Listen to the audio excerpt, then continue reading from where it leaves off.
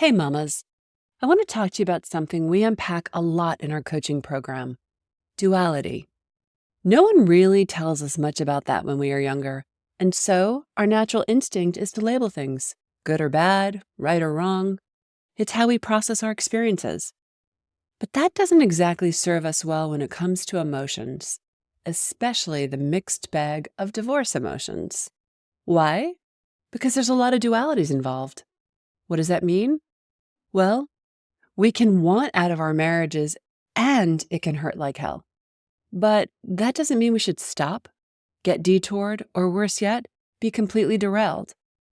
That doesn't mean we shouldn't be discerning about the wisdom of doing things in our own timing and in our own way. It's actually a both and.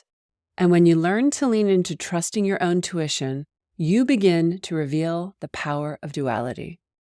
It is okay to be in pain and still want to keep going. I'm calling this conversation the mixed bag of divorce emotions. I'm also going to share a few client stories to remind you that you're not alone in trying to navigate this all.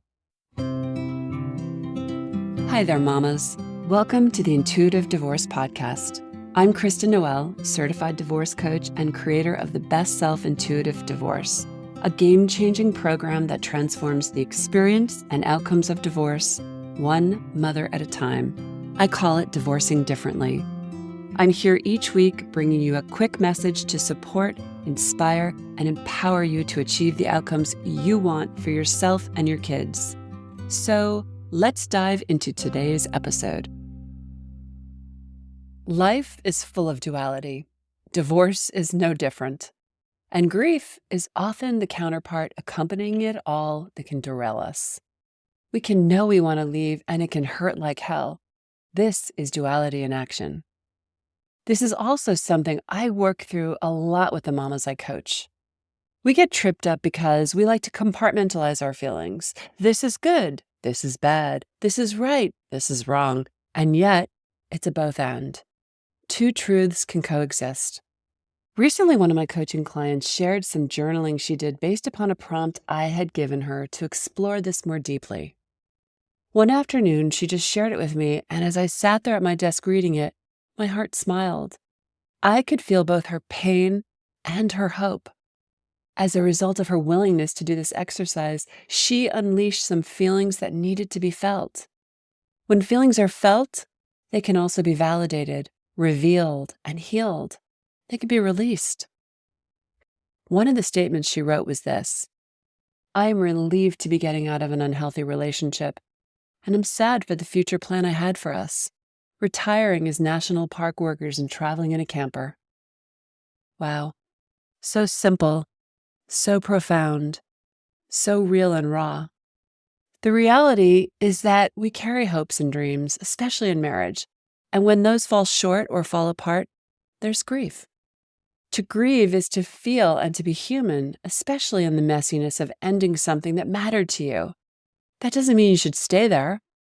Another mama in our program experienced some pretty upsetting drama with her husband that she didn't see coming. It required her to take some bold legal steps to protect herself and her kids in short time. Through tears, she said, I don't want to ruin his life. I stared back at her and said, he already did that for himself. He is responsible for the actions he took and the way he behaved. We can't wish away anyone else's behavior and choices.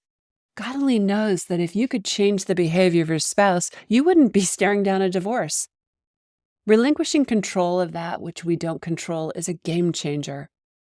Even in the grief of getting a divorce, even in the midst of the irritating back and forth legal negotiations, even through her own emotional suffering and worrying over how she was going to manage it all, she was still willing to show up and consider her soon-to-be ex.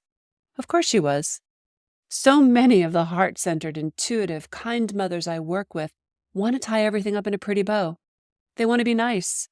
They don't want to upset anyone. They want to fix problems. They even want to be friends down the line if possible. But all of these maneuverings, manipulations, and self-sacrifice don't change the truth. That's when I gently guide them back to the reality of the present moment. Now, don't get me wrong. I love it when a mama holds a vision for peace on the other side of divorce. But first, we have to get through what's unfolding right here, right now. It takes courage to see things as they are, not for what they could have been or what you wish they were. That doesn't have to change how you show up. In fact, let that be your guiding light. Holding a vision that you can co-parent amicably on behalf of your children down the line is a beautiful thing. It'll also set the tone for how you conduct yourself. But setting an unrealistic expectation on how your spouse will show up in this divorce process will only derail you. This is why getting grounded, taking care of yourself, and getting clear about what is happening around you and devising a plan will ultimately serve everyone.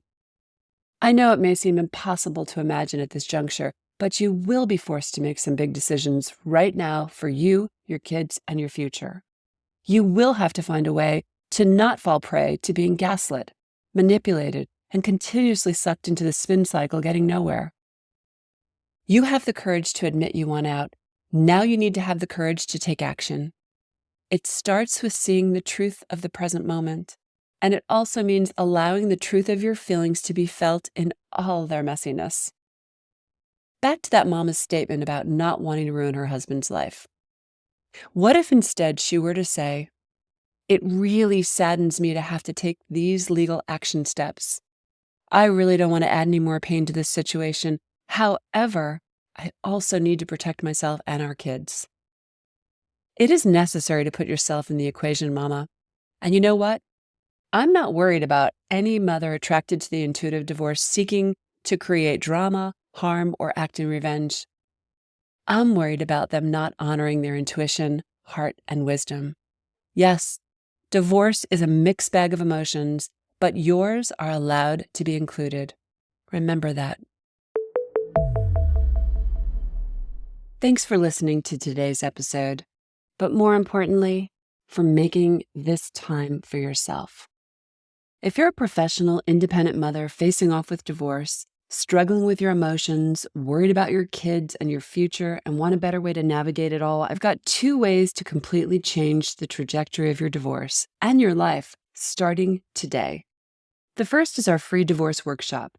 In this training, you'll learn the 3 steps to get off the emotional roller coaster and take control of your divorce so you can save time, money, and heartache for you and your family. Simply go to intuitivedivorce.com/workshop. And the second way is to book a free strategy call with our team, where we'll dive into your situation, your struggles, what you really want, and outline a path to get you there. For a short video and the booking link, go to intuitivedivorce.com/call. Check it out, and I'll see you inside. Now I have a favor to ask you, Mama. If you enjoyed this conversation and were inspired in your own divorce, please subscribe to this podcast so you don't miss future juicy talks. And I'd be so grateful if you'd leave a review so together we can help other mamas walking in the same shoes.